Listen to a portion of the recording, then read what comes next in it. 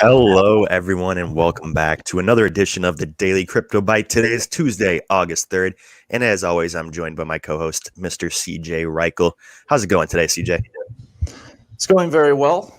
To the VGX holders out there, Yes. congrats. I see in the comments we already have some individuals really happy about the price action. I see Paul H saying VGX full send. So congrats for the VGX holders out there.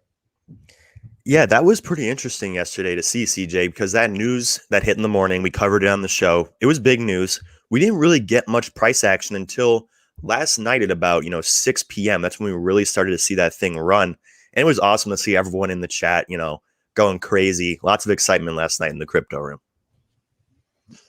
Yeah, well, that was big news, and I think the theme of the show, at least for me today, is going to be looking at assets or short-term trades in assets that are actually resilient or rallying, or at least not decreasing a lot with this kind of little pullback that we're seeing in Bitcoin. Some notable examples I'll get to in the Doge of the day later on, but overall, I think this is an incredibly important time these next 2 or 3 days. This is probably even more important than the rally up because now the market has to see, all right, was the rally real? Can we form a higher low here, which would springboard us to potentially 40s or 50s throughout the remainder of August? What's your thoughts on that, Monty?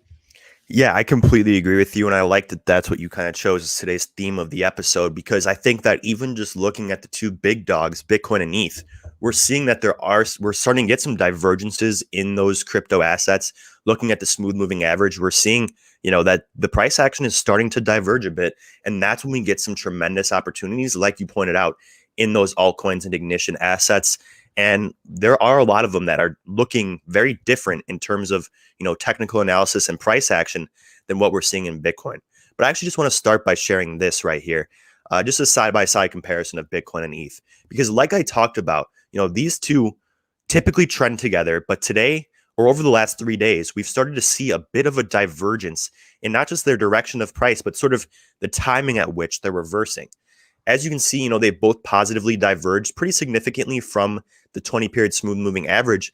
But looking at the candles, you can see that Bitcoin is, almost 3 days ahead of ETH in terms of price action. Now, that doesn't mean that, ETH is going to take 3 days to get back to this level. ETH could definitely come to parity with Bitcoin very quickly and match this level. But I think that just looking at this yesterday, we saw Bitcoin turning down while ETH was still trending up. This should have been an indication to perhaps take some profits on this ETH train that had been running all week because, the crypto market was starting to slow down here. And that was evident from a turnover in price in Bitcoin. Interesting stuff. I think it's definitely, likely that we head back down and retest the moving average. But from there, CJ, that I think is going to be the critical inflection point. You've talked about a bounce from this level as kind of completing a W formation in some of these assets. And I think that really could be the springboard that carries us to new all-time highs in a lot of assets. What are you thinking?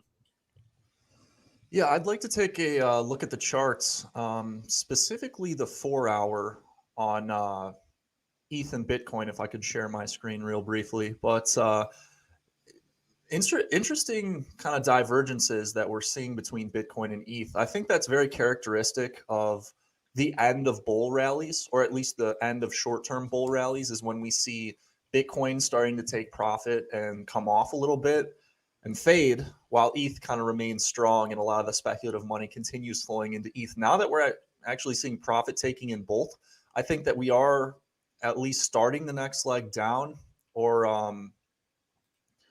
are like seriously looking to bounce off support. So something that's interesting and notable is that if we look at kind of the 1 day, or we just look at these Fibonacci levels in general, Bitcoin is actually starting to bounce off the 2-3 fib level, which is actually pretty promising in the sense that we could already be very close or very near to a bottom, judging by the 4 hour chart. Also, if you look at the oscillators, namely the slow stochastic down here, which I will highlight a little bit, we're already starting to see a turn up on the 4 hour. We had a TD9 a few candles ago as well. So we are getting very overextended from a bearish perspective on the 4-hour chart, which might lead to a bounce off of support here, but we'll have to really watch with diligence going forward. When we look at ETH, and we look at these critical levels, we still have a lot of support at around 2,300. And so I'm going to look at 2,300 as the level for ETH to bounce. And for Bitcoin, we may have already seen kind of the support hold here, but we'll have to see. We really need to see a bullish engulfing candle. That's going to provide confirmation to me. A bullish engulfing candle with high volume, kind of following this red 3 or 4 in the next couple of days, would give me a lot of conviction that the bullish trend is going to continue. But if it doesn't, and we fall through this moving average, I don't think it's likely, but I definitely think there's a chance that we would potentially retest lows and have to kind of get a new restructure or a new evaluation of the trend at that particular point. But we're not there yet. We actually are bouncing. So it'll be interesting to see how price reacts off of those fib levels. Yeah, absolutely. And one thing that we've done in the past, CJ, is we've kind of taken a look at Bitcoin's price action, ETH's price action, and then looked at that in context with Bitcoin dominance to kind of paint a whole picture of the direction of the market. And I think if you do that today and we take a look at what we're seeing in Bitcoin dominance, we're bouncing or we're approaching this smooth moving average. A bounce from this, I think, would really validate what we're seeing in terms of the technicals for Bitcoin and ETH. I think ETH can continue to fall down to that moving average, whereas Bitcoin could potentially get a bounce off that moving average, and therefore we'd see Bitcoin dominance perhaps head back up into the 50 percentile range, maybe not that high, but at least back above 48. I think that looking at Bitcoin dominance and trying to anticipate when it will bounce is just a great indication of when Bitcoin's going to start gaining ground and people are going to start taking profits in the alts. And if you look at this chart and look at ETH's chart, I think it makes sense that people start taking profit on some of those ETH trades that they've been riding for the last 12 days and start putting that back into Bitcoin, because that is looking to get a bounce off that smooth moving average. So just interesting to note what we're seeing from Bitcoin dominance as well. Agreed. Very much agreed. Interesting statistic that one of our coworkers made us aware of this morning is that last Summer Olympics, the price of Bitcoin was $245, and now it is $38,500. So interesting growth and notable statistic there. Yeah, it's funny how when you put it into context like that, I mean, it's been 5 years since the last Summer Games, but 5 years in crypto feels like an eternity. So much has happened, but yeah, that is pretty impressive. It'll be interesting to see where we're at in the 2024 Summer Games. Yeah, that will be interesting. It'll be interesting to see if 2024 with that next halving cycle, if we actually rally or if we're still in a bear market at that particular point, kind of like what we were experiencing in March of last year when we went through the 2020 block halving after May. So yeah, any doges of the day today, Monty, sir? Well, when we started the show today, CJ, you talked about a lot of assets that are looking, we're seeing Bitcoin and ETH starting to turn around. A lot of other assets have just been kind of hanging out around the moving average. What do you think that means? Do you think that these assets are more likely to explode to the upside if we get a bounce for Bitcoin off that 20-period smooth moving average? Yeah, and I actually have a short list of some assets that kind of, I guess, fulfill those particular requirements. But yeah, Let's I'll hear go them. and share those right here. So it's everything highlighted in blue here. And I'll start with Lena, but something that I want you guys to kind of pay attention to, and it works with the 20 SMA, although I just removed it, but I think it really becomes evident when you add the Williams alligator. And, when we are trending, the Williams alligator will be parallel. It will mostly be very smooth and very directional as we were in this previous downtrend. And then when we're chopping, obviously the trend is trying to find a direction, and the moving averages intersect and get into these periods of compression. And those are the periods of time where I don't want to trade. The periods of time where I do want to trade, and ultimately assets that are strong right now are going to be characterized by these three parallel moving averages that consist of the Williams alligator. And so some examples of that are seeing some average volume as well. Nothing with a very standout volume today other than, VGX and kind of Luna. But if we look at H bar, that satisfies those conditions as well, being above that parallel moving average. ADA, not perfect, but is still above with those moving averages starting to become parallel. SRM, Serum, fulfilling those requirements as well. Excuse me, I said ADA, but I was actually talking about band before. Now moving on to ADA, still in a very similar condition. A lot of these are very similar in terms of where they stand. Link has just been killing it. I know that was Dr. Doge's pick, probably around here or sometime last week, but that one's been trending quite a bit. Ethereum Classic is just hanging on above those three moving averages. Engine is looking great, finding support at that top one, as well as GRT. So, Monty, I hope I didn't take your Doge of the day, although I probably did, naming off that list. That was quite the list, CJ, but actually you didn't name my Doge of the day. I'm sure if you would have pulled it up, those moving averages would have, been consistent with what you're showing with a lot of those other assets. My Doge of the day today is actually going to be comp. I talked about it, I think actually yesterday, but I want to just quickly compare comp to another DeFi asset that actually, tends to perform relatively comparably to comp, which is CeeLo. But first, let's look at comp, right? This thing is above the 20 period smooth moving average, has strong strong support to the downside here at 367, and is, kind of flirting with breaking above the psychologically critical level of about $400 here. I think that if that did happen, it could make a quick run to 500. We've seen declining bearish volume. This thing is still holding up here with two strong support levels to the downside. Now let's compare that with something like CeeLo, an asset that tends to trend, relatively similarly. But as you can see, this thing is below the moving average, seeing less volume than comp, and I think has, just more resistance to the upside and less support to the downside. So I think that DeFi assets are going to perform tremendously well over the next, month or so. I think that just looking at some of these assets and seeing how much ground they've given up from their all-time highs is kind of a good estimate to where they could finish up in just a few months. And I think that if we start to see Bitcoin and ETH bounce off those moving averages and head up to their previous all-time highs, the growth we'd see in assets like comp or others that have been able to kind of maintain a price point above their moving average and are still kind of hanging in there even on low volume are going to just explode to the upside. So comp is my Doge of the day today. I'm just encouraged by the fact that even amidst a market that's selling off, this thing is still kind of holding up at these critical levels.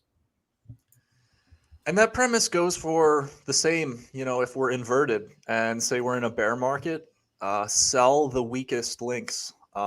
And yeah, hopefully that doesn't end up being Chainlink. Otherwise, that was a terrible pun. But one last chart that I do want to share has to do with futures long positions and Bitcoin kind of options and open interest, because there's a point in chat that I think is interesting or noteworthy is like, how do we know this rally is real and we're actually going to hold support here at around 36 to 37 or potentially even 38K? But I think that kind of this data might give us a clue as to who is confident in this recent rally. So let me go ahead and share that real briefly.